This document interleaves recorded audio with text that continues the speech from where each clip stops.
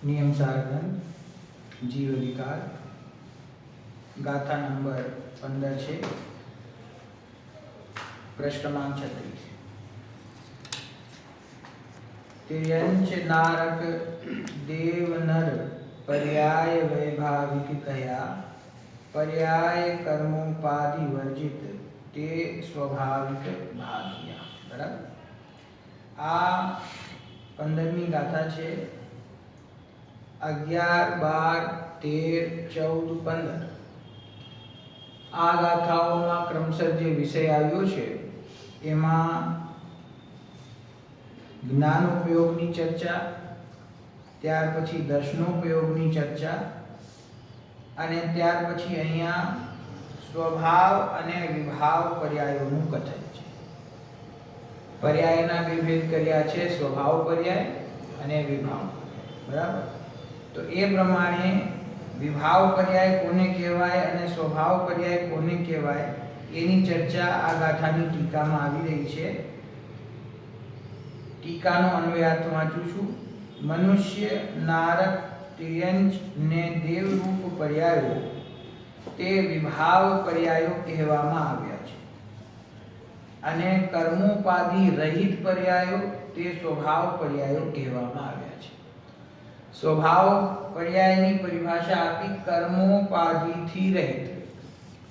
એનાથી આપણને ખ્યાલ આવે છે કે જે વિભાવ પર્યાય કહી છે એનો અર્થ એમ થયો કે કર્મોપાધિથી સહિત, કે જેનમાં કર્મના ઉદયની અપેક્ષા છે, કર્મના ઉદયના નિમિત્તે પ્રાપ્ત થયેલી જીવની જે અવસ્થા છે, જે પર્યાયો છે, સ્થૂળ, વ્યંજન ઇત્યાદિ પર્યાયો છે, તેમને અહીંયા વિભાવ પર્યાય કહેવામાં આવ્યું છે। બે દ્રવ્યોની મિશ્ર થયેલી પર્યાય છે તે વ્યંજન પર્યાય છે, તે વિભાવ પર્યાય છે।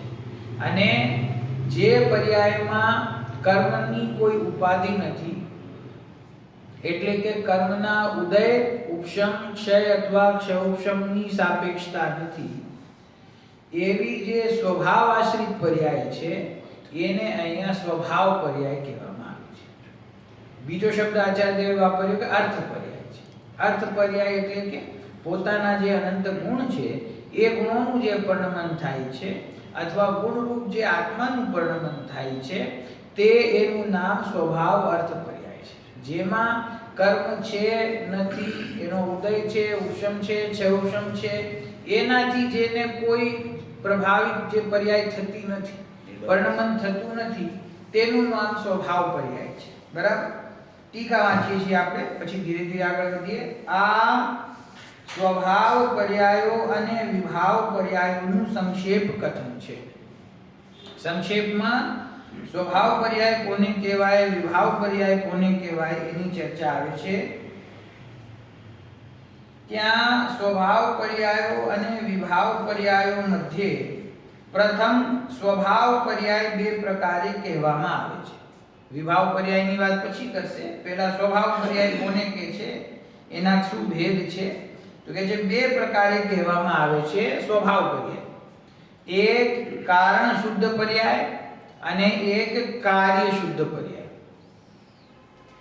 કારણ શુદ્ધ પર્યાય અને કાર્ય શુદ્ધ પર્યાય અહીં સહજ શુદ્ધ નિશ્ચયથી અનાદિ અનંત અમૂર્ત અતીન્દ્રિય સ્વભાવવાળા અને શુદ્ધ એવા સહજ જ્ઞાન, સહજ દર્શન, સહજ ચારિત્ર, સહજ પરમ વિતરાગ સુખાત્મક શુદ્ધ અંતઃતત્વ સ્વરૂપ, જે સ્વભાવ અનંત ચતુષ્ટયનું સ્વરૂપ, આખું વાક્ય છે, જે સ્વભાવ અનંત ચતુષ્ટયનું સ્વરૂપ, તેની સાથેની જે પૂજિત પંચમ ભાવ પરિણતિ, તેની સાથે તન્મયપણે રહેલી જે પૂજ્ય એવી પારિણામિક ભાવની પરિણતિ, તે જ કારણ શુદ્ધ પર્યાય છે એવો અર્થ છે।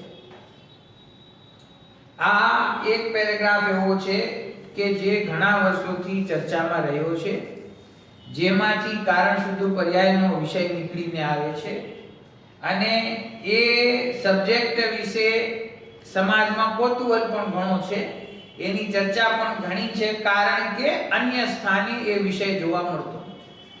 અને બીજી વાત, જિજ્ઞાસાનો વિષય એ થઈ જાય છે કે અહીંયા વાત થઈ રહી છે પર્યાય. પર્યાયના બે ભેદ કર્યા, સ્વભાવ અને વિભાવ. અને સ્વભાવ પર્યાયના બે ભેદ કર્યા, કારણ શુદ્ધ અને કાર્ય શુદ્ધ. હવે સીધી આ જ ગાથા વાંચે તો થોડો સમજવું અઘરું થાય, પણ આપણે ક્રમથી વાંચીએ છીએ તો આપણને આચાર્ય દેવની શૈલી ખ્યાલમાં આવે છે કે ત્યાં કારણ શુદ્ધ જીવ, કારણ સ્વભાવ જ્ઞાનોપયોગ, કારણ સ્વભાવ દ્રષ્ટિ અથવા દર્શનોપયોગ, અને ત્યાર પછી અહીંયા કારણ શુદ્ધ પર્યાય. એટલે એમને પ્રત્યેક ભેદની અંદર એવા કારણરૂપ આશ્રયરૂપ વસ્તુની, સહજ વસ્તુની, સ્વભાવ વસ્તુની વાત કરી છે, અને એનો આશ્રય કરતા જે ફળ પ્રાપ્ત થાય છે એ કાર્યરૂપ વાત કરી છે શુદ્ધતાની. એક કાર્યરૂપ શુદ્ધતા છે અને એક કારણરૂપ શુદ્ધતા છે. બરાબર?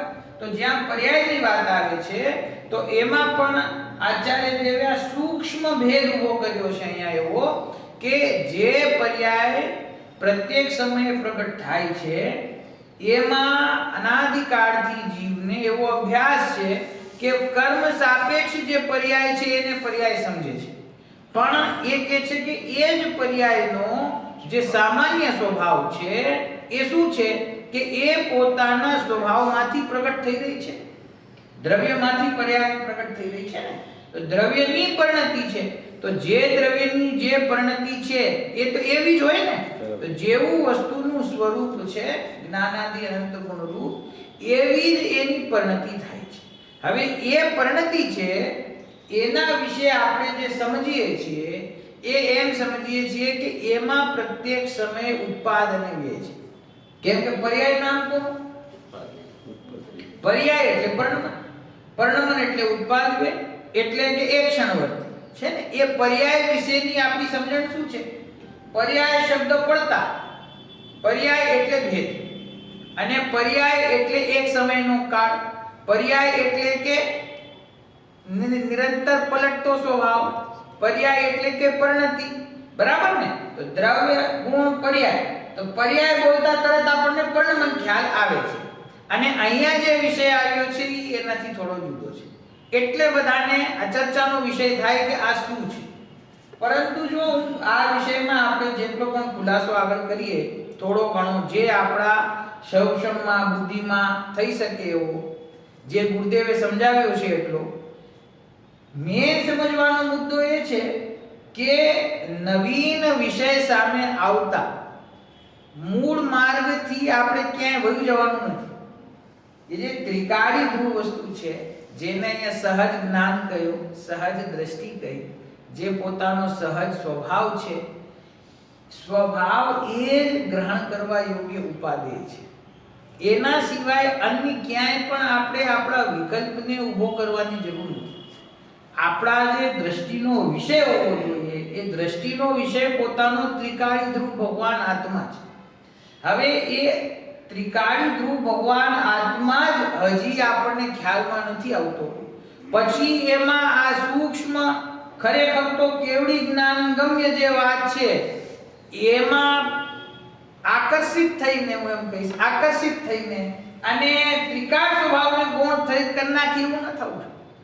સમજી ગયા? એટલે કારણ શુદ્ધ પર્યાય, કારણ શુદ્ધ પર્યાયમાં શું કહ્યું આપણે જો વાંચી ફરી, સહજ શુદ્ધ નિશ્ચયથી અનાદિ અનંત અમૂર્ત અતિન્દ્રિય સ્વભાવ વાળા અને શુદ્ધ એવા સહજ જ્ઞાન દર્શન ચારિત્ર સહજ પરમ વિતરાગ સુખાત્મક શુદ્ધ અંતઃ તત્વ સ્વરૂપ જે સ્વભાવ અનંત ચતુષ્ટયનું સ્વરૂપ. અહીંયા અટકે છે વાક્ય. બરાબર?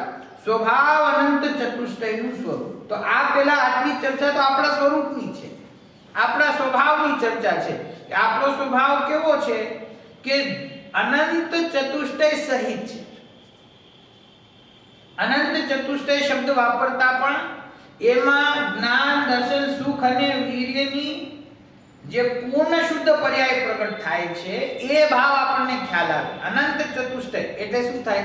અરહંત દશા. અનંત દશામાં પ્રગટ થાય ને અનંત ચતુષ્ટય, એની પહેલા પ્રગટ થતા નથી. હવે આ નવીન પ્રયોગ છે. અહીંયા આચાર્ય કહે છે કે આપણો જે સ્વભાવ છે એ અનંત ચતુષ્ટય સ્વરૂપ જ છે, અનંત ચતુષ્ટય સહિત છે. તો એ અજુગતું લાગે કે શું અહીંયા કહેવા માંગે છે. અર્થ ખાલી એટલો છે કે જ્ઞાન, દર્શન, ચારિત્ર્ય, સુખ, વીર ઇત્યાદિ ગુણો એ જીવના છે અને એ અનાદિ અનંત છે. એ જીવના સ્વભાવ છે અને એ સ્વભાવનો આશ્રય કરતા જીવની પરિણતિમાં આ બધા ગુણોની શુદ્ધ પરિણતિ પ્રગટ થાય છે. એનું શુદ્ધ પરિણમન, પૂર્ણ પરિણમન પ્રગટ થાય છે. એને આપણે કાર્ય શુદ્ધ દશા કહો, એને આપણે કાર્ય શુદ્ધ પરિણતિ કહો, એને કાર્ય સ્વભાવ જ્ઞાન કહો, એને કાર્ય સ્વભાવ દર્શનોપયોગ કહો. એ બધી વાત એક જ છે. બે જ વસ્તુ છે, એક કારણ સ્વરૂપ વસ્તુ અને એક એના આશ્રય પ્રગટ થતું કાર્ય છે ને. તો આપણું પ્રયોજન ભેદમાંથી અભેદમાં જવાનું છે, અભેદમાંથી ભેદમાં આવવાનું નથી. ભેદને સમજીને અભેદને ગ્રહણ કરવાનું છે. અભેદને ગ્રહણ કરીને પાછો ભેદનો આશ્રય કરવા જાય તો એને વિકલ્પ ઊભા થાય. વિકલ્પ ઊભા થાય તો વ્યવહાર ઉત્પન્ન થાય. દ્રષ્ટિ ભેદ ઉપર જતી રહે તો નિર્વિકલ્પતા ના રહે. બરાબર. આપણું પ્રયોજન શું છે? નિર્વિકલ્પતા. નિર્વિકલ્પતા. એ નિર્વિકલ્પતા ક્યાંથી આવે? કે એક સ્વભાવના આશ્રયથી નિર્વિકલ્પતા આવે. એની અંદર પણ જો ભેદ કલ્પના કરે. આ વિષય પ્રારંભ કરવા પહેલા હું જે સમજાવું છું બહુ મહત્વપૂર્ણ છે કે જેમ કે કર્તા, કર્મ, કરણ, સંપ્રદાન ઇત્યાદિ જે કારકોના ભેદ છે એ કારકોના ભેદની પ્રક્રિયાને પાર શુદ્ધ અનુભૂતિ સ્વરૂપ હું છું એમ આપણે વાંચ્યું આગળ. સમીક્ષા શું કહે છે? ષટકારકની પ્રક્રિયાને પારને પ્રાપ્ત હું છું. બરાબર. જે નયો છે નિશ્ચયને વ્યવહારને, તો એ નિશ્ચયને વ્યવહારને હું નથી, હું પક્ષાતિક્રાંત છું. નિશ્ચયનો પણ પક્ષ નથી મારામાં અને વ્યવહારનો પણ પક્ષ નથી મારામાં. તો બધી જગ્યાએ આચાર્ય આપણને શું બતાવે છે કે એ પક્ષથી રહિત, ભેદથી રહિત, વ્યવહારથી રહિત એવો મારો સ્વભાવ છે, જેની અંદર કોઈ પણ પ્રકારનો ભેદ છે નહીં, જેની અંદર કર્મની સાપેક્ષતા નથી. આટલો વિષય આપણને ખ્યાલ હોય ને પછી આ શબ્દો વાંચવા જોઈએ. કારણ કે પૂર્વનો અભ્યાસ ન વધતો હોય તો પછી સીધો એમ કારણ શુદ્ધ પર્યાય સમજવા આવી જાય તો ગોટાળી જાય. તો એને ખ્યાલમાં રહે કે મારું લક્ષ્ય શું છે. તમારે પર્યાય સમજવી છે કે તમારે ત્રિકાળી ધ્રુવ સમજવું છે? આ ખાલી ચર્ચાનો વિષય શું કામ છે આશીષભાઈ? કેમ કે શબ્દ છે પર્યાય અને કે છે કે પારિણામિક ભાવે રહે. સમજી ગયા? બસ એટલી ચર્ચા છે આની અંદર કે કારણ શુદ્ધ પર્યાય કહી સ્વભાવ અનંત ચતુષ્ટયનું જે સ્વરૂપ, એ સ્વરૂપ કેવું છે કે પેલો શબ્દ વાપર્યો શુદ્ધ, સહજ શુદ્ધ નિશ્ચયથી. આ સહજ શુદ્ધ નિશ્ચય એટલે કયું થયું? પરમ શુદ્ધ નિશ્ચય નહીં. પરમ શુદ્ધ નિશ્ચય નહીં. પરમ શુદ્ધ નિશ્ચય નહીંનો વિષય કોણ? પોતાનો ત્રિકાળી ધ્રુવ, પરમ પારમાર્થિક ભાવ. પરમ પારમાર્થિક ભાવને જે જ્ઞાન પોતાનો વિષય બનાવે છે એના એ અંશનું નામ પરમ શુદ્ધ નિશ્ચય નહીં. બરાબર. તો આ જે વાત થઈ રહી છે પરમ શુદ્ધ નિશ્ચય નહીં એમ શબ્દ કહેતા સર્વ કર્મોની અપેક્ષામાંથી નીકળી ગઈ, સર્વ ભેદોની અપેક્ષામાંથી નીકળી ગઈ. સમજી ગયા? તો કે છે સહજ શુદ્ધ નિશ્ચયથી અનાદિ અનંત. અનાદિ અનંત કોનું વિશેષણ છે? પોતાના સ્વભાવનું. અનાદિ અનંત અમૂર્ત. અમૂર્ત આપણને ખ્યાલ છે જેમાં સ્પર્શ ગંધવર્ણ નથી એવો મારો સ્વભાવ, અતિન્દ્રિય સ્વભાવ વાળા, જે ઇન્દ્રિયોથી ગમે નથી, ઇન્દ્રિયોથી બાહ્ય વિષયને જાણતો પણ નથી અને ઇન્દ્રિયોથી જે પકડાતો પણ નથી. અલિંગ્રહણના બોલોમાં જે ચર્ચા છે ને કે અતિન્દ્રિય એટલે શું છે? અતિન્દ્રિય કોને કહેવાય? કે જે પાંચ ઇન્દ્રિયોના માધ્યમથી પરદ્રવ્યને જાણવું એવો જેનો સ્વભાવ નથી. ઇન્દ્રિયોથી જાણવાનો સ્વભાવ નથી, અતિન્દ્રિય સ્વભાવ છે. અને ઇન્દ્રિયોથી જણાતો પણ નથી. ઇન્દ્રિયોથી જાણતો પણ નથી અને ઇન્દ્રિયોથી જણાતો પણ નથી એવો અતિન્દ્રિય સ્વભાવ મારો છે. અને શુદ્ધ એવા સહજ જ્ઞાન, સહજ દર્શન, સહજ ચારિત્ર અને સહજ પરમ વીતરાગ સુખાત્મક. આ ગુણોની ચર્ચા કરી કે મારો જે સ્વભાવ છે તે કેવો છે કે જેની અંદર સહજ જ્ઞાન છે, જેની અંદર સહજ દર્શન છે, જેની અંદર સહજ ચારિત્ર છે અને વીતરાગ સુખાત્મક, વીતરાગતા રૂપ સુખ છે. વીતરાગતા રૂપ સુખ એટલે શું? સુખની પરિભાષા જે છે દાદા, જ્યાં રાગ છે, જ્યાં વિકલ્પ છે, ત્યાં સુખ છે નહીં. સુખ ક્યાં પ્રગટ થાય કે જ્યાં વીતરાગતા હોય, જ્યાં રાગનો અભાવ હોય, ત્યાં સુખ થાય. તો અરહંત પરમાત્મા છે એમને આપણે કહીએ વીતરાગ છે. અરહંત સિદ્ધ પરમાત્મા વીતરાગ અને સર્વજ્ઞ છે. તો એ વીતરાગ થયા છે. થયા છે એટલે શું કે એમની પરિણતિમાં પૂર્વમાં જે રાગાદી ભાવ હતા એ રાગાદી ભાવોનો સંપૂર્ણપણે અભાવ થયો તો એ વીતરાગ થયા. વીતરાગ થયા તો સુખી થયા. બરાબર. પણ આ વાત છે ને એ તો પરિણતિમાં પ્રગટ થવા વાળા સુખની છે. જ્યાં રાગનો અભાવ થાય છે ત્યાં સુખ પ્રગટ થાય છે. તો મારા ત્રિકાળ સ્વભાવમાં તો રાગનો ત્રિકાળ અભાવ છે. સુખ ગુણ છે આત્મામાં. તો એ સુખ ગુણ ક્યારે હોય? જ્યાં એમાં ત્રિકાળ આકુળતાનો અભાવ છે. એટલે કે મોરાગ દ્વેષનો ત્યાંથી અભાવ છે. અભાવ છે તો એ વસ્તુ સુખ સ્વરૂપ છે અને તો એનો આશ્રય કરતા પરિણતિમાં સુખ પ્રગટ થાય છે. તો સહજ પરમ વીતરાગ સુખાત્મક. આત્મક એટલે શું?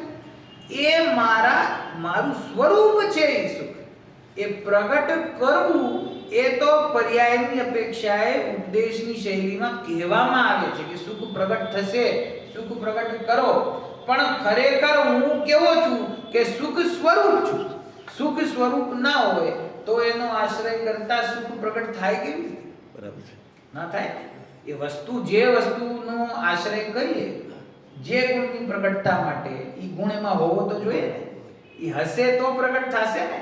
તો જ્ઞાન, દર્શન, ચારિત્ર અને સહજ પરમ વીતરાગ સુખાત્મક એવો મારો સ્વભાવ છે. શુદ્ધ અંતઃતત્વ, શુદ્ધ અંતઃતત્વ હું છું. મારો સ્વભાવ કેવો છે? શુદ્ધ. શુદ્ધ કેમ કહ્યો? કેમ કે એની અંદર કોઈ પરદ્રવ્યની, કોઈ કર્મની, કોઈ નો કર્મની, કોઈ રાગાદી વિકારની કોઈ અપેક્ષા છે જ નહીં. એ કોઈ પણ વિકારી ભાવ, વિભાવ ભાવ એ મારા સ્વરૂપમાં છે જ નહીં. તો છે નહીં તો એટલા માટે એ વસ્તુ અનાદિ અનંત એવી ને એવી શુદ્ધ રહેલી છે. બરાબર. તો એવો જે પોતાનો શુદ્ધ અંતઃતત્વ છે એ સ્વભાવ અનંત ચતુષ્ટયનું સ્વરૂપ. આનંદ જ્ઞાન અનંત દર્શન કયા એને અહીંયા સહજ શબ્દ વાપર્યો. કારણ કે કારણની વાત કરે છે, કાર્યની નહીં.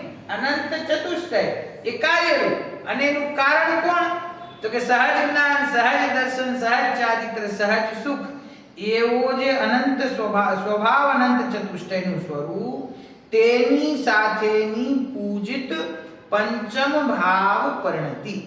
એટલે કે તેની સાથે તન્મયપણે રહેલી જે પૂજ્ય એવી પારણામિક ભાવની પરિણતિ તે જ કારણ શુદ્ધ પર્યાય છે એવો અર્થ છે. હવે આમાંથી શું ખ્યાલ આવે છે? તેની સાથેની પૂજિત પંચમ ભાવની પરિણતિ. પંચમ ભાવ કોને કહેવાય? પંચમ ભાવ એટલે ઔદયિક ભાવ, ઔપશમિક ભાવ, છાયિક ભાવ, છાયોપશમિક ભાવ. આ ચારની એક શ્રેણી છે. આ ચાર અને એના સિવાયનું કોણ છે? પરમ પારણામિક ભાવ. એ પરમ પારણામિક ભાવનું બીજું નામ શું? પંચમ ભાવ. પાંચમો ભાવ છે ને એ ચાર થી જુદો પાંચમો ભાવ. જેમ કે સિદ્ધ દશા છે એને કે પંચમ ગતિ. ગતિ કેટલી છે? 4. અને 4 સિવાય તો કે સિદ્ધ દશા છે એ પંચમ ગતિ છે, 4 થી ભિન્ન. એવી જ રીતે આ 5 પ્રકારના જીવના ભાવો છે. એ 5 ભાવોમાંથી 4 ભાવોમાં ઉદય ઉપશમ છે ઉપશમ ભાવમાં કર્મના ઉદય ઉપશમ છે ઉપશમની સાપેક્ષતા છે. બરાબર.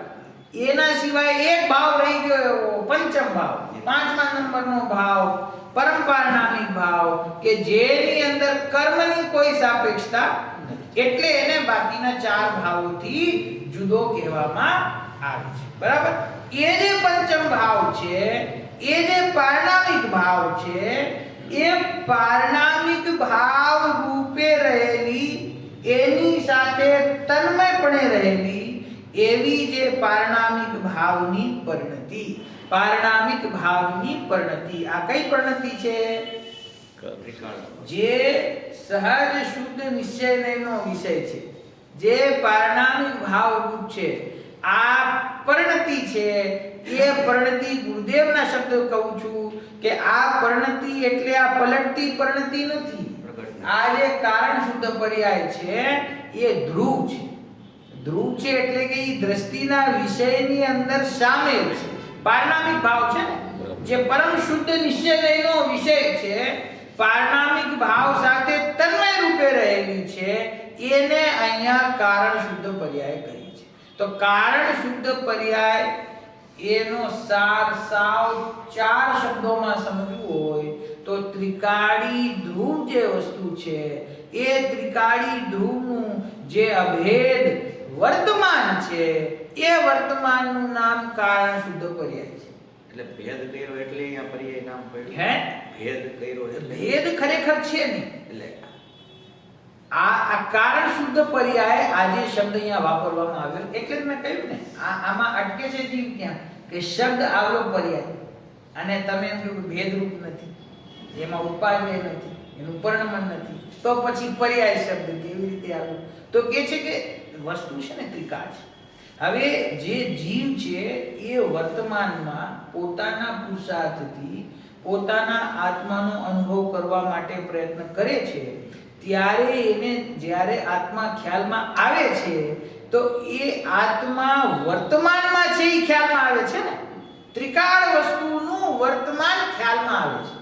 આના માટે મને ઉદાહરણ દેવું અઘરું છે કે કેવી રીતે આનું ઉદાહરણ દેવાય. જુઓ, નદી હોય ને, નદી તો નદી છે એ નદી વહે છે, બરાબર? તો નદીમાં જે તમે કિનારા ઉપર ઉભા રહ્યો તો એ નદી છે એની અંદર પ્રત્યેક સમય પ્રવાહ ચાલુ છે. પ્રવાહ ચાલુ છે ને, પણ પાછો એ પ્રવાહ છે એ સતત છે. કેવો છે? એ સતત છે. તમે જ્યાં કાંઠે ઊભા છો, તમારી સામે જે પાણી છે એક સમય પહેલા એ બીજા સમયે નથી. એ તો વાત સાચી છે ને. પણ હવે તમે એને આ દ્રષ્ટિએ ના જોતા એમ જોવો કે આ હિમાલયથી નદી નીકળી છે અને નીચે દક્ષિણમાં જાય છે અને હું વચ્ચે એક કાંઠે ઊભો છું. આ પાણી વહી રહ્યું છે, મારી સામે જે પાણી છે એ ત્રિકાળ નદીનું વર્તમાન છે. એ ત્રિકાળ પ્રવાહનો વર્તમાન છે. હવે એ ભેદરૂપ છે તો કે ના, ભેદરૂપ નથી. એમાં કોઈ પરિણમન થઈ રહ્યું છે કે પરિણમન થઈ રહ્યું નથી. પણ જે ત્રિકાળી ધ્રુવ વર્તમાન પર્યાયમાં પકડાય છે એને અહીંયા કારણ શુદ્ધ પર્યાય કહેવામાં આવે. આના સિવાય આમાં કદાચ તમને એમ લાગે કે પંડિતજી કોઈ ખુલાસો ના કર્યો, આના સિવાય આનો કોઈ ખુલાસો છે અને આના સિવાય આમાં અટકવા જેવું પણ. ગુરુદેવે એમ કહ્યું કે આ સમ્યક દર્શન થાય ને, આ પછી ખ્યાલમાં આવે એવો વિષય છે. કોઈ જગ્યાએ એમ કહેવામાં કહ્યું કે આ કેવળ જ્ઞાનને ગમ્ય છે. જેમ આપણે ઓલા ષટગુણી હાનિ વૃદ્ધિનો વિષય આવે તો કે એ સૂક્ષ્મ વિષય છે, એ સૂક્ષ્મ જ્ઞાનમાં પકડાવવું અઘરું છે, તો એ નથી ખ્યાલમાં આવતું અને જેનાથી આપણા પ્રયોજનની સિદ્ધિમાં કોઈ ફેર પડતો નથી. આ સમજો, મેન વસ્તુ શું છે? જે વિષયને સમજવા અથવા ન સમજવાથી આપણા પ્રયોજન સિદ્ધિના માર્ગમાં કોઈ બાધા આવતી નથી. એ વિષય ખ્યાલમાં આવે તો બહુ સારું અને ન આવે તો એમાં ટકવું નહીં. જેટલું આવે એટલું સમજી લેવું. પણ આપણું લક્ષ્ય જે છે એ લક્ષ્ય ત્રિકાળી ધ્રુવનું રાખવું. એ ત્રિકાળી ધ્રુવનું વર્તમાન છે, એને કારણ શુદ્ધ પર્યાય કહેવામાં આવે છે. તો એ શું છે? તો કે છે જ્ઞાનીઓએ જેટલું સમજાવ્યું એટલું સમજી લેવું. એમાં વધારે માથું મારીને એમાંથી કાંઈ નીકળશે નહીં. આપણું પ્રયોજન ત્રિકાળી ધ્રુવની પ્રાપ્તિ છે, એની અનુભૂતિ છે. કઈ કારણ શુદ્ધ પર્યાય તમારે પ્રગટ કરવાની નથી. એ તો વસ્તુનું જે સ્વરૂપ છે ને એવા તો એક બે નહીં, એવા ઘણા વિષયો આગમમાં છે જે કોઈ આપણા ખ્યાલમાં આવે, કોઈ ના આવે, પણ એ સર્વત્ર પરમાત્માની આજ્ઞા છે એમ જાણીને આપણે એને સ્વીકાર કરીએ છીએ. તો જેમ કર્મોના સૂક્ષ્મ ભેદો હોય, કર્મોમાં થતી જુદી જુદી પ્રકારની પરિસ્થિતિ છે, એની અંદર થતું પરિણમન છે, કર્મના 10 ભેદ કયા કે તો એમાં હું હંમેશા કહું ગુણસ્થાનમાં કયા ગુણસ્થાનમાં વ્યુચ્છિત્તિ ક્યારે થાય છે અને ઉત્કર્ષણ ક્યારે થાય અને અપકર્ષણ ક્યારે થાય, કોઈકને વધારે ખ્યાલ આવે, કોઈકને ઓછો ખ્યાલ આવે, જેટલું આવે એટલું ઠીક છે. એવી જ રીતે આ એક એવો સૂક્ષ્મ વિષય છે, આ વિષય આત્મા સાથે સંબદ્ધ હોવા છતાં, ત્રિકાળી ધ્રુવ સાથે સંબદ્ધ હોવા છતાં પણ આ વિષય એવો નથી કે ન ખ્યાલમાં આવે તો અનુભવ નહીં થાય. બરાબર. જે રાજમાર્ગ જે છે, જે આચાર્ય કુંકુંદ દેવે આપણને પાંચે પરમાગમમાં એકમાત્ર પોતાનું ત્રિકાળી ધ્રુવ શુદ્ધાત્મા ઉપાદેય છે એ વાત સમજાવી છે. બરાબર. એના ઉપર લક્ષ્ય રાખવું અને એના જ વર્તમાનને કારણ શુદ્ધ પર્યાય કહે છે. કારણ શુદ્ધ પર્યાય કોઈ ત્રિકાળી ધ્રુવ વસ્તુથી જુદી વસ્તુ નથી. અને તમને એક નિયમ પણ પાછો કહી દો કે દ્રવ્યાર્થિક નય અને પર્યાયાર્થિક નયની અપેક્ષાએ વિચાર કરીએ તો દ્રવ્ય ગુણ પર્યાય 3 વસ્તુ છે ને, તો દ્રવ્ય ગુણ અને પર્યાય 3 વસ્તુઓમાં દ્રવ્યાર્થિક દ્રવ્ય કોણ છે, ગુણ કોણ છે, પર્યાય કોણ છે, તો એમાં એવો નિયમ છે કે જે દ્રવ્યાર્થિક નયનો વિષય છે તે દ્રવ્ય છે અને જે પર્યાયાર્થિક નયનો વિષય છે તે પર્યાય છે. આ સામાન્ય કથન છે. હવે એક વાક્યમાં હજી જોડું છું.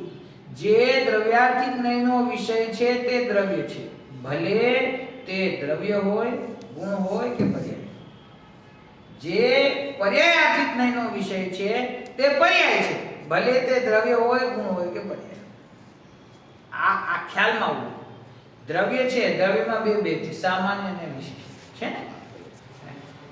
તો પર્યાયાર્થ જે દ્રવ્યમાં થતું પરિણમન છે એ કયા નયનો વિષય છે? પર્યાયાર્થ. જે દ્રવ્યમાં અનંત ગુણ છે એ અનંત ગુણ કયા નયના વિષય છે? નિશ્ચય વ્યવહારની વાત નહીં કરતા, દ્રવ્યાર્થિક અને પર્યાયાર્થ. દ્રવ્યમાં રહેલા અનંત ગુણ કયા નયના વિષય છે?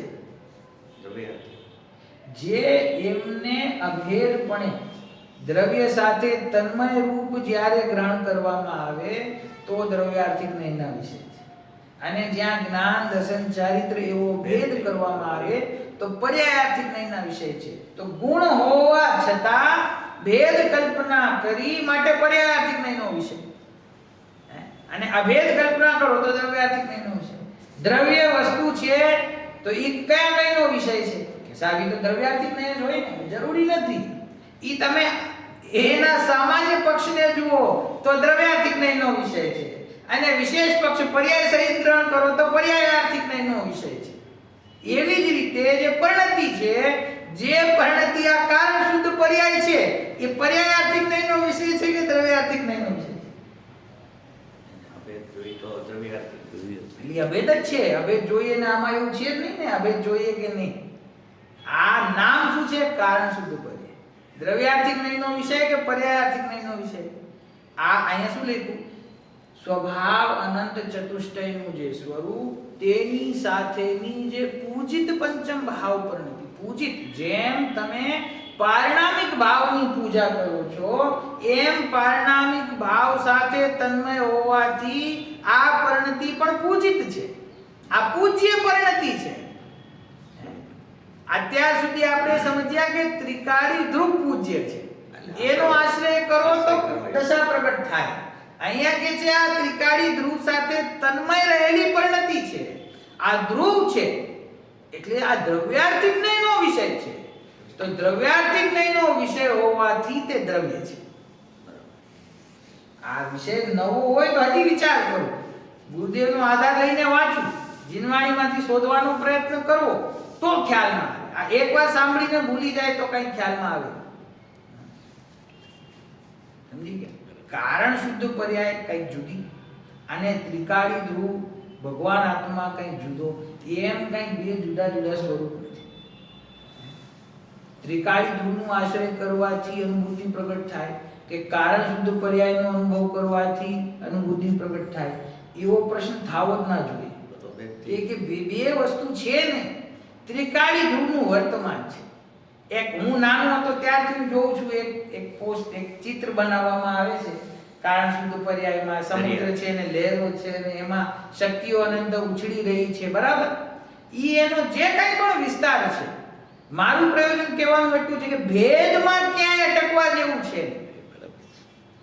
અહીંયા જે શબ્દ આચાર્યએ લખ્યા છે એ પ્રમાણે સમજવું આપણે એકદમ જરૂરી છે કે જે ત્રિકાળી ધ્રુવ શુદ્ધ અંતઃતત્વ છે, જે સ્વયં જ્ઞાન દર્શન ચારિત્ર સહજ સુખ વિતરાગ સુખ રૂપ જે વસ્તુ છે, એ વસ્તુના સ્વરૂપની સાથે તન્મયપણે રહેલી પારણામિક ભાવની પરિણતિ જે છે, એ પારણામિક ભાવની પરિણતિનું નામ કારણ શુદ્ધ પર્યાય છે, બરાબર.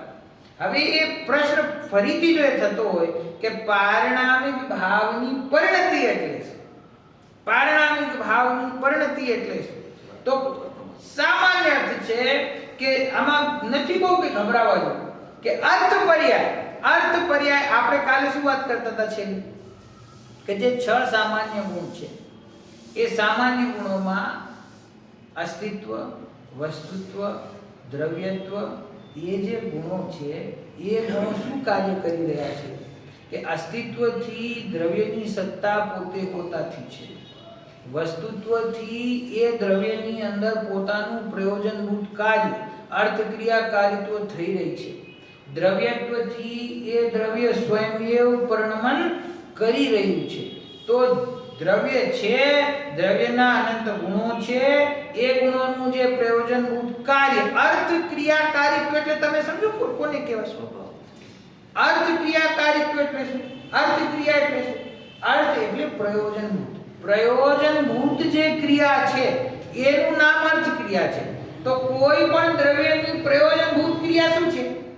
જેવો સ્વભાવ એવો પરિણામ, કે એનું જે સ્વરૂપ છે એ સ્વરૂપે અસ્તિત્વને ટકાવી રાખવા માટે એને કોઈ અન્ય પદાર્થની જરૂર નથી, એને કોઈ અન્ય દ્રવ્યની જરૂર નથી, એનું નામ અર્થક્રિયાકારીત્વ છે. સમજાય છે? અર્થક્રિયાકારીત્વનું સ્થૂળ અંગ્રેજીમાં તમને નામ કહું, સેલ્ફ સસ્ટેનેબિલિટી. અત્યારે જે ટેકનોલોજી આગળ વધી રહી છે તો હવે શું આ લોકો તૈયાર કરી રહ્યા છે કે સેલ્ફ સસ્ટેન થવી જોઈએ. કોઈ વસ્તુ છે, આજે આપણને ઊર્જાની જરૂર છે, ઇલેક્ટ્રિસિટી જોઈએ છે, તો કે ઇલેક્ટ્રિસિટી ક્યાંથી આવે? તો કે પાણીમાંથી ઘણી બધી પ્રોસેસ કરીને ઘણા બધા પૈસા ખર્ચ કરીને વીજળી બનાવવી પડે. તો કે આ બનાવવી પડે, પછી પાણી ઝરણામાં ઓછું થઈ જશે, પછી ક્યાંથી આવશે ઇલેક્ટ્રિસિટી? તો કે જો ઊર્જા જોઈએ છે એને એવી રીતે બનાવો કે એના બનવામાં કોઈ બીજી વસ્તુની જરૂર ન પડે. તો કે સૂર્યપ્રકાશમાંથી બનાવો, સોલાર એનર્જીમાંથી બનાવો, કે કોઈ બીજા રિસોર્સિસ એમાં વાપરવા ના પડે, એ પોતે પોતાની મેળે જનરેટ થાય અને પોતે પોતાની મેળે ટકી રહે. સમજી ગયા? પોતે પોતાની મેળે ઉત્પન્ન થાય અને પોતે પોતાની મેળે ટકી રહે તો જ એનું લાંબુ ભવિષ્ય છે. સમજી ગયા? આ ગડકરી સાહેબ છે કે ડીઝલના વેહિકલ બંધ કરો, પછી કહે છે પેટ્રોલના બંધ કરો. કેમ? કે આ ડીઝલ પેટ્રોલથી ગાડીઓ ચાલે, પછી આ એક દિવસ પૂરું થઈ જશે, પછી આવશે ક્યાં? તો કે બાયોફ્યુલમાંથી બનાવવું. જુદી જુદી ભાવ શું છે એનો? કે એનર્જી પોતે પોતાની મેળે ઉત્પન્ન થવી જોઈએ. એને ઉત્પન્ન કરવા માટે બીજી વસ્તુઓની સહાયતાની જરૂર ના હોવી જોઈએ અને એ એનર્જી પોતાની મેળે ટકવી જોઈએ. તો આ દ્રવ્ય છે ને, આ વસ્તુ છે ને, આ 6 દ્રવ્યરૂપ લોક છે ને, ઈ ગડકરીજીને ખબર નથી અનાદિ અનંત સેલ્ફ સસ્ટેન છે. અહીંયા કોઈ કાઈ કરતું નથી. 6 દ્રવ્ય પોતાની મેળે પોતાના અસ્તિત્વ, વસ્તુત્વ, દ્રવ્યત્વ, પ્રમેયત્વ ઇત્યાદિ સામાન્ય ગુણો દ્વારા સેલ્ફ સસ્ટેન છે, પોતાની મેળે ટકેલા છે. એ દ્રવ્યને પરિણમન કરવા માટે કર્મની જરૂર નથી. કર્મનો ઉદય હોય તો જ જીવમાં પરિણમન થાય એવું નથી. કેમ કે આપણે કાલે વાત કરી કે દ્રવ્યત્વ ગુણ બધા દ્રવ્યોમાં છે અને પૂતગલ ધર્મ ધર્મ આકાશ કાળને કર્મ નથી બંધાતા તો એનું પરિણમન તો થાય છે ને. એના જે અનંત ગુણો છે એનું સહજ સ્વાભાવિક પરિણમન ચાલુ છે ને. ધર્મ અધર્મ આકાશ કાળમાં કહ્યું કે વિભાવનું પરિણમન જ નથી તો એની કારણ શુદ્ધ પર્યાય પ્રગટ જ છે. સમજી ગયા? જો સમજવાની વાત છે પારિણામિક ભાવ. પારિણામિક ભાવ જે કહ્યો એ જીવના 5 ભાવો છે. જીવની મુખ્યતાથી કથન થાય છે પણ ખરેખર તમે ઘટિત કરો 6 દ્રવ્યમાં પારિણામિક ભાવ છે.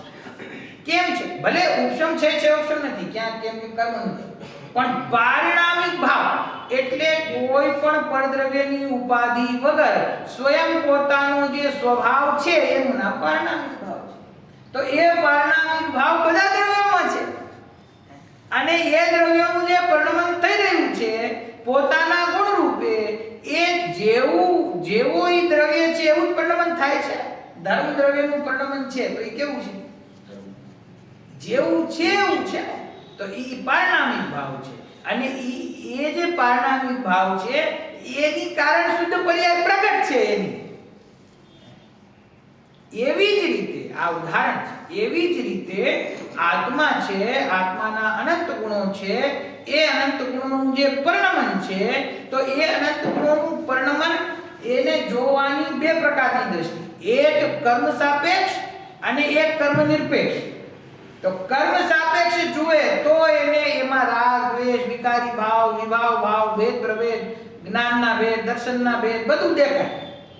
પણ એ જ અનંત ગુણોની પરિણતિને કર્મના ઉદય ઉપશમ છે ઉપશમથી નિરપેક્ષ જુએ તો જે નિરંતર ઉત્પાદ વ્યયરૂપ જે વ્યવસ્થા છે ઉત્પાદ વ્યયરૂપ જે વ્યવસ્થા ચાલી રહી છે એ એનો સ્વભાવ છે અને એ જે સ્વભાવ છે એ એનો વિશેષ સ્વભાવ છે. બરાબર? હવે અહીંયા એના કરતા એક સ્ટેપ આગળ વધીને આ સૂક્ષ્મ વાત છે. અહીંયા ભેદરૂપ ભાવની વાત નથી, વિશેષ રૂપ ભાવની વાત નથી, આ સામાન્ય પરિણતિ. શું કહે છે? આ સામાન્ય પરિણતિ છે. કારણ શુદ્ધ પર્યાય એટલે કે ત્રિકાળી ધ્રુવ જે વર્તમાનમાં પ્રગટ છે એનું નામ કારણ શુદ્ધ પર્યાય છે. કોઈ કે તો અમારે અનુભવ કોનો કરવાનો? કે તમે કારણ શુદ્ધ પર્યાયનો અનુભવ કરશો તોય ત્રિકાળી ધ્રુવનો અનુભવ થશે. ત્રિકાળી ધ્રુવનો અનુભવ કરશો તો કારણ શુદ્ધ પર્યાય ખ્યાલમાં નહીં આવે. ગૌણ છે, ભેદ સર્વગુણ છે અનુભૂતિમાં. વણાયેલી છે, એનો કોઈ ભેદ ત્યાં છે નહીં. તો કારણ શુદ્ધ પર્યાય એવો શબ્દ સાંભળતા એમાં ભેદમાં અટકવા જેવું નથી. આ પર્યાય છે એવું નથી, એ દ્રષ્ટિના વિષયથી ભિન્ન છે એવું નથી. ગુરુદેવ કહ્યું ધ્રુવ છે, દ્રષ્ટિના વિષયમાં સામેલ છે. તો એ જે વસ્તુ છે જે ધ્રુવમાં સામેલ છે એ પછી ધ્રુવ જ છે. પછી એનો અલગથી શું વિકલ્પ કરો? ભાઈ અનંત ગુણ છે તો અનંત ગુણ છે તો એ અભેદપણે દ્રષ્ટિના વિષયમાં સામેલ છે કે નહીં? એમાં એનું ગ્રહણ થઈ જાય છે કે નહીં? તો ગ્રહણ થઈ જાય છે ને. તો જ્ઞાન આદિકનો થોડો વિચાર કર્યા પછી આપણે છેલ્લે એ વાત ઉપર આવી જઈએ કે આના ભેદમાં અટકવાનું નથી, અભેદને ગ્રહણ કરવાનું છે. ગુણ ભેદમાં નથી અટકવાનું. ગુણ ભેદને ગૌણ કરે ને. ગુણ ભેદ પણ ખરેખર વ્યવહાર નહીંનો વિષય. આત્મામાં જ્ઞાન દર્શન ચારિત્ર આદિ છે તો એ ગુણો છે અને આત્મા એનો સ્વામી છે. એવો ભેદ પણ જ્યાં સુધી ઊભો છે સ્વ સ્વામી સંબંધનો ત્યાં સુધી પણ વ્યવહાર છે, અનુપચરિત સદભૂત વ્યવહાર. બરાબર? તો એ ગુણ ભેદ પણ જો વ્યવહારનો વિષય હોય તો આ પર્યાયનો ભેદ નવો ઊભો કરે તો એ કયા નહીંનો વિષય થઈ જાય? વ્યવહારનો વિષય થઈ જાય. ભેદ કરે તો, પણ ભેદ ખરેખર છે નહીં. ભેદ ખરેખર અહીંયા છે નહીં. એટલે ત્રિકાળી ધ્રુવ છે એનું વર્તમાન, એનું નામ કારણ શુદ્ધ પર્યાય. એવા ત્રિકાળી ધ્રુવનો આશ્રય કરતા, હું એમ નહીં કહું કારણ શુદ્ધ પર્યાયનો આશ્રય કરતા, ત્રિકાળી ધ્રુવ વસ્તુનો આશ્રય કરતા જે શુદ્ધ પરિણતિ પ્રગટ થાય છે એનું નામ કાર્ય શુદ્ધ પર્યાય. હમણાં આગળ આવે છે આવતા પેરેગ્રાફમાં, આ પણ વાંચી લઈએ. નિરંતર શબ્દ હમણાં તમે જે કીધો એનો કઈ વિશેષ મતલબ થાય? કેનો નિરંતર? તમે જે પ્રવાહરૂપ. એટલે નિરંતરનો મતલબ ત્યાં એટલે એમાં શું છે કે જે કોઈ પણ જગતમાં દ્રવ્ય છે, જીવ પણ છે ને અન્ય દ્રવ્ય પણ છે, પ્રત્યેક દ્રવ્ય ત્રણેય કાળના પ્રવાહમાં કાળ દ્રવ્યના નિમિત્તની અપેક્ષા નિરંતરતા એમાં રહેલી છે ને, એનો સ્વભાવ છે ત્રિકાળ. એ ત્રિકાળ સ્વભાવમાં પ્રત્યેક સમયે જે, આને કેમ સમજાવો, કાળ દ્રવ્ય છે, તો કાળ દ્રવ્યનું કામ શું છે? પરિણમન. બાકીના સમસ્ત દ્રવ્યોના પરિણમનમાં જે નિમિત્ત છે એનું નામ કાળ દ્રવ્ય છે. તો એ કાળ દ્રવ્યનું નિમિત્ત શું કરે છે? કરતો કાંઈ નથી, આ તો ભાષા એવી છે.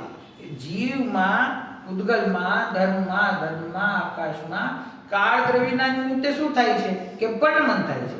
તો પરિણમન એટલે શું કે આ જીવ છે, આ એમ સમજો કે મહાવીર ભગવાનનો જીવ છે, મારીચીનો જીવ છે, એ આદિનાથ ભગવાનના સમુશરણમાં વિરાજ છે, બરાબર? અને ત્યાંથી લઈને મહાવીર બનવાની જે અવસ્થા થઈ, તો એમાં કાળ દ્રવ્યનું નિમિત્ત છે ને.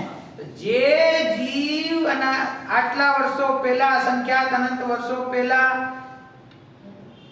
ત્યાં હતો સમુશરણમાં, એ જ જીવ અહીંયા મહાવીર ભગવાન બને છે. તો એ જે જીવની નિરંતરતા છે એ કાયમ રહેલી છે ને. તો એ નિરંતરતા છે, એ ત્રિકાળ રહેવાનો જીવનો સ્વભાવ છે. અને એ ત્રિકાળ ક્યારે ટકી શકે કે એ કાળ દ્રવ્યની સાથે સાથે એ વસ્તુની અંદર કાળમાં, સમયમાં આગળ વધવા રૂપ પરિવર્તન, પરિણમન નિરંતર ચાલુ છે, પ્રવાહ ચાલુ છે. જો એ પ્રવાહ ના હોય તો એક સ્થાને જ રહી જાય ને જીવ. એક ગતિથી બીજી ગતિમાં કેવી રીતે જાય? સંસારમાંથી મોક્ષમાં કેવી રીતે જાય? મિથ્યા દ્રષ્ટિમાંથી સમ્યક દ્રષ્ટિ કેવી રીતે થાય? પરિણમન થાય છે ને. આ બધું છે ને આમ વણાયેલું છે ને.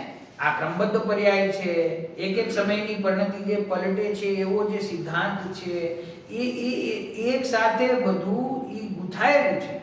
મિથ્યાત્વની પર્યાય જીવની વર્તમાનમાં ચાલી રહી હોય અને પુરુષાર્થપૂર્વક સમ્યક દર્શન પ્રાપ્ત કરે, તો એ સમ્યક દર્શન થયું તો શું થયું કે શ્રદ્ધાનું સમ્યક પરિણમન થયું. એ સમ્યક પરિણમન થયું ને એમાં કાળ દ્રવ્ય નિમિત્ત છે. એક પર્યાય ગઈ ને બીજી પર્યાય આવી, પૂર્વ પર્યાયનો વ્યય અને નવી પર્યાયનો ઉત્પાદ. એ ઉત્પાદ એ જીવનો સ્વભાવ હોવા છતાં કાળ દ્રવ્યની નિમિત્તતા છે. એમાં કાળ દ્રવ્ય ન હોય તો એનું ઉત્પાદ થાય કેવી રીતે? સમવાય પુરાનો હોય. હા, તો એ પ્રત્યેક વસ્તુ છ દ્રવ્યો અનાદિ અનંત પ્રવાહ રૂપ છે, સ્થિર રૂપ પણ છે અને પ્રવાહ રૂપ પણ છે. એ બંનેનો સ્વભાવ છે. એ સ્વભાવ જે છે એમાંથી ભેદને ગૌણ કરવું અને અભેદને પકડવું એ પ્રયોજનની સિદ્ધિનો ઉપાય છે.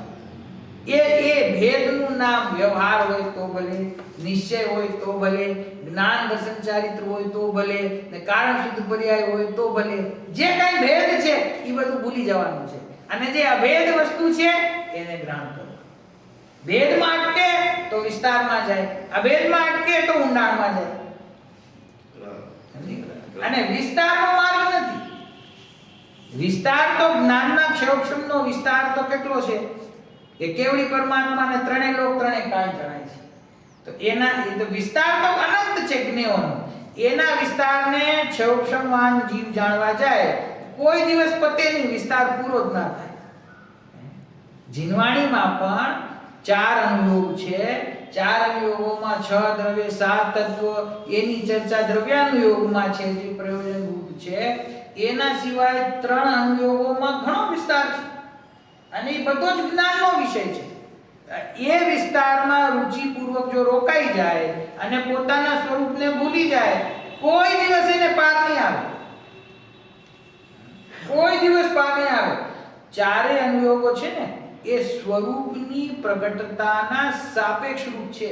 એટલે કહેવાનો અર્થ 4 અનુયોગોનું પ્રયોજન પોતાના સ્વરૂપની પ્રાપ્તિ હોય છે અને હોવી જોઈએ. કોઈ આત્માના સ્વરૂપને ગૌણ કરીને પ્રથમાનુયોગ, ચરણાનુયોગ, કર્ણાનુયોગનો અભ્યાસ કરે અને વિદ્વાન બની જાય, તો છ ઉપસર્ગમાં ભલે ગમે એટલો વિદ્વાન હોય પણ આત્મા નો પકડાય તો કર્ણાનુયોગ કઈ કામનું નથી. સમજાય? ચરણાનુયોગમાંથી પોતાના વિતરાગ ભાવને પ્રસિદ્ધ ન કરી શકે તો એ ચરણાનુયોગ કઈ કામનું નથી. એ કામનું છે ત્યારે છે એમાં એનો અભ્યાસ કરતા પણ ખ્યાલ એવો રહેવો જોઈએ કે હું ત્રિકાળી ધ્રુવ ભગવાન છું. ધ્યેય બરાબર હોવું જોઈએ. એ ઉપર લક્ષ્ય રહેવું જોઈએ. જો એ લક્ષ્ય ત્યાંથી હટી જાય તો પછી ઘણો વિસ્તાર છે. એક લીટી અમે વાંચતા જ્યારે 12મા ધોરણમાં આવ્યા તો અમને આટલી જાડી એક પુસ્તક આવી અમારા અભ્યાસમાં. એનું નામ હતું ભારતીય દર્શન. ભારતમાં પ્રસિદ્ધ વર્ષોથી જે જુદા જુદા પ્રકારના દર્શનો છે તો એ દર્શન એટલે શું? ધર્મ જુદી વાત છે. હિન્દુ ધર્મ, મુસ્લિમ ધર્મ, ઈસાઈ ધર્મ ધર્મ કહેવાય. આ દર્શન, દર્શન એટલે ફિલોસોફી. એટલે એમાં એમ કહ્યું કે એક આપણો દર્શન છે. આપણું દર્શનનું એમાં શું નામ? જૈન દર્શન નહીં, સ્યાદવાદી દર્શન. આપણે કોણ છે? સ્યાદ અને કાંત સ્યાદવાદ. પછી બીજા ચાર વાદ, પછી સાંખ્ય, પછી વૈશેષિક, પછી નૈયાયિક. સમયસારમાં નામ આવે ને શરૂઆતમાં પહેલી ગાથામાં. તો એ બધા દર્શન પ્રચલિત છે.